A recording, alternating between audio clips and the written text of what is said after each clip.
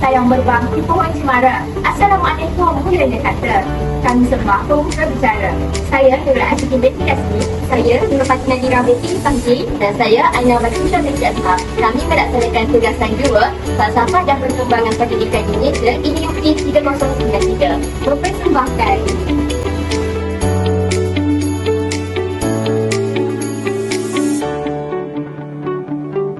Objektif pembentangan pada kali ini memperihalkan kompetensi digital pendidik dalam meningkatkan mutu pengajaran dan pembelajaran PDP dalam bilik darjah seperti mana yang dinyatakan dalam Pelan Pembangunan Pendidikan Malaysia PPPM 2013 hingga 2025.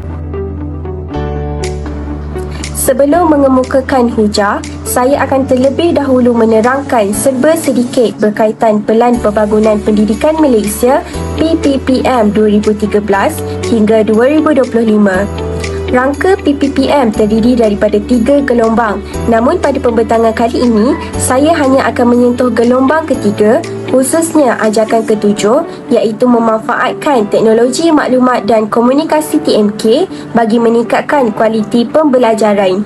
ICT merupakan singkatan kepada Information and Communication Technologies atau dalam bahasa Melayunya, Teknologi Maklumat dan Komunikasi TMK.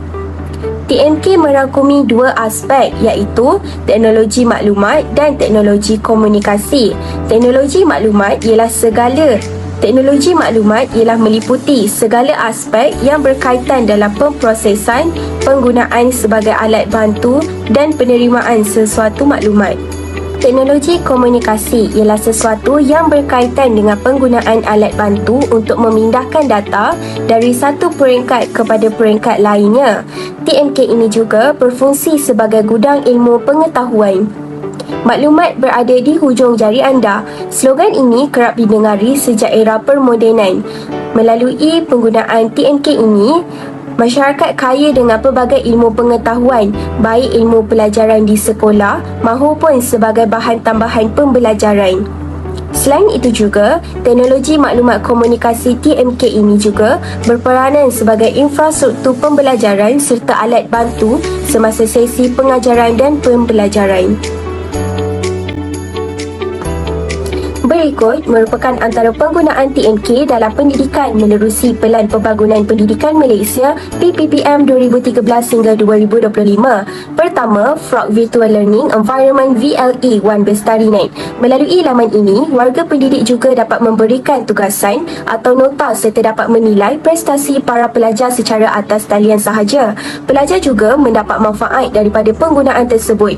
Selain itu, cabaran menyeluruh dalam pelaksanaan transformasi pendidikan. Kerajaan perlu mengadakan satu transformasi iaitu memberi pengilmuan baharu dan pembinaan kemahiran baharu kepada warga pendidik. Akhir sekali, pembelajar lalui penceritaan digital bagi novel bahasa Melayu. Penggunaan TMK dalam Komsas dapat meningkatkan pemahaman pelajar kerana terdapat raja dan gambar yang membantu pelajar untuk memahaminya. Memperkaya kandungan digital yang berkualiti. Hal ini kerana PDP di dalam bilik darjah tidak lagi menumpukan kepada satu sumber sahaja. Contohnya, buku teks. Malahan, buku teks ini merupakan bahan maujud yang kadang-kadang cepat mengurangkan minat murid ketika belajar. Oleh itu, para guru di sekolah hendaklah memperbanyakkan kandungan digital seperti menggunakan platform media sosial dan aplikasi konferensi video. Sebagai contoh, Quizizz yang mudah digunakan, terjangkau dan tidak memerlukan internet yang cepat. Kesimpulannya, murid di bandar dan di luar bandar boleh merasai pembelajaran digital jika para guru memanfaatkan teknologi ini. Kejayaan bidang pendidikan di Malaysia adalah terhasil dari kepimpinan organisasi pendidikan yang baik. Tanpa kepimpinan organisasi yang baik, tidak mungkin hasrat falsafah pendidikan negara dapat dicapai. Maka, keperluan kompetensi digital pendidik adalah penting seiring dengan falsafah pendidikan kebangsaan iaitu ajakan ketujuh dalam gelombang yang ketiga. Pertama, kita perlu tahu apa yang dimaksudkan dengan pemimpin pendidikan ataupun educational leadership. Ia merujuk kepada individu yang memainkan peranan penting dalam pengurusan dan pengawalan sistem pendidikan. Pemimpin pendidikan boleh merangkumi guru besar, pegawai pendidikan, pentadbir sekolah dan lain-lain. Kedua, kita perlu tahu mengapa teknologi digital penting bagi pemimpin pendidikan. Jawapannya kerana ia membawa pelbagai manfaat yang dapat meningkatkan kualiti pendidikan dan pembangunan pelajar.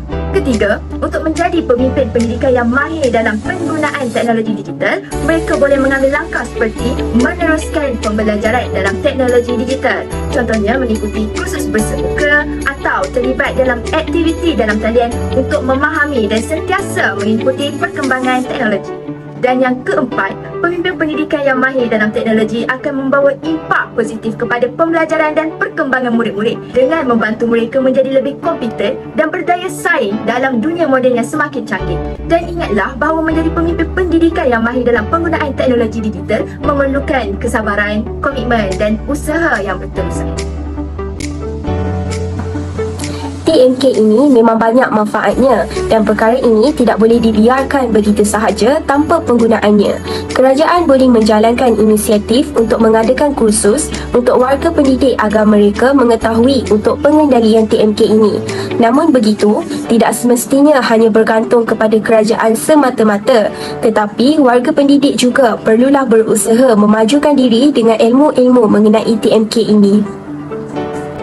Para guru perlulah menggunakan TMK ini agar pelaburan yang dilakukan oleh kerajaan itu tidak membazir begitu sahaja. Kemudian, para guru ini juga perlu menurunkan ilmu mereka ini kepada pelajar agar penggunaan TMK ini akan berterusan. Seterusnya, bagi memastikan agenda ini mencapai matlamat semua pihak, khususnya KPM, perlulah memastikan setiap infrastruktur fizikal sempurna dan lengkap, sementara kemahiran guru dalam proses peningkatan melalui latihan dan pendarahan yang dilakukan. Akhir sekali, sebagai sebuah negara yang membangun, kita perlu mementingkan TMK ini dalam dunia pendidikan di negara ini. Hal ini bertujuan menggerakkan negara Malaysia seiring dengan negara maju yang lain. Melalui pendidikan, ia bakal menentukan negara itu akan terus maju ataupun bertangkap pada tempat yang sama. Jadi, sama-samalah kita berjuang dalam bidang pendidikan bagi meningkatkan kemajuan negara.